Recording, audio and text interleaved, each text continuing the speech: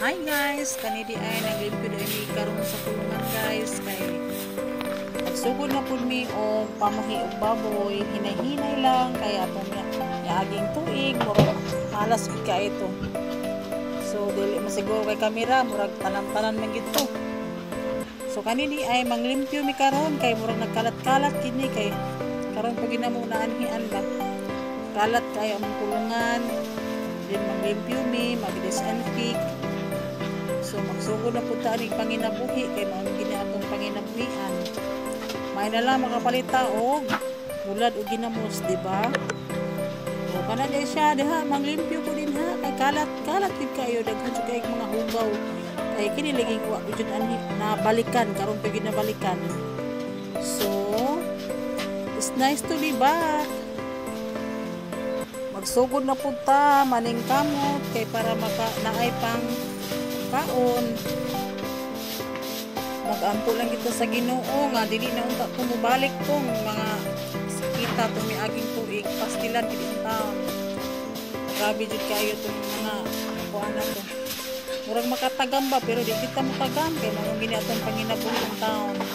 Maayo na lang. So magsugod na punta.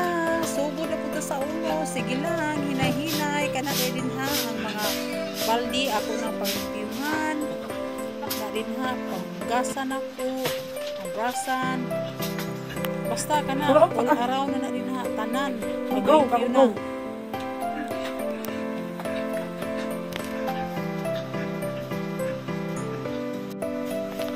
It's nice to be back manglimpyo sa kulungan.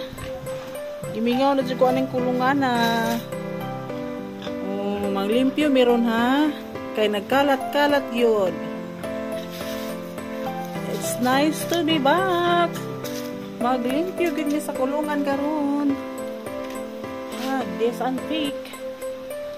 So gimingaw limpyo mi karon guys. So let's begin. Linis time. Managiglimpyo ang mga baldi. Wow! Mga paglimpyo ang kulungan. Dan. Wow! Limpyo na. Manag-disinfect. Wow! Ang kulungan.